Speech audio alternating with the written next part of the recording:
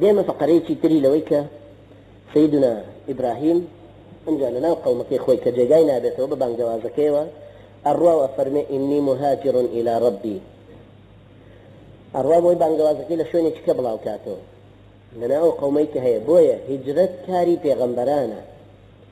إنسان مسلمان كبان جوازكي لشوينك ورد خلق تجاوبيان بوي نبو بيسا هجرت بكا هروها اگر جاهلیت زختی چی زوری بۆ هێنا پێویستە بەدوای ئەرضی ئەمانە بگەڕێ وەکو کە سەحابەکانی پێغەمبەر صلی الله عليه وسلم چون بۆ حەبەشە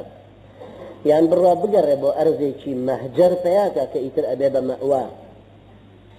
ئەم سەیدنا ئیبراهیم عەزیزەیە کە خوای گەورە کردوێتی بە نمونە بۆ ئێمە لە ئیمتیحانەکانیا دەرچووە ئەتا ئێستا ئێمە دوو ئیمتیحانیمان ئاگا لێیە وإذ ابتلى إبراهيم ربه بكلمات فأتمهن قال إني جاعلك للناس إماما قال ومن ذريتي قال لا ينال عهد الظالمين خوي پروردگار سيدنا إبراهيم امتحان كردوا يكم لغيرتي خوي كبتنيا بوا ورويشتوا بتكانيش كاندوا دوهم هلويستي لباوكي فلما اعتزلهم ما يعبدون من دون الله امتحان سيم هلويستي لقومكي خوي كفرنا بكم وبدا بيننا وبينكم العداوة والبغضاء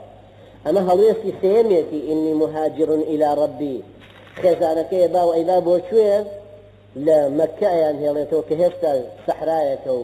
آوي لينيو هيتشتيكي لينيو وفرمي إني أسكنت ذريتي بواد غير ذي زرع عند بيتك المحرم كامتحان شوارميتي بو يا إخوائي پروردگار فرمي لويك سيدنا إبراهيم أمتك بتنيا إيوش وكو آحاد خوتان اقتداء بيبكن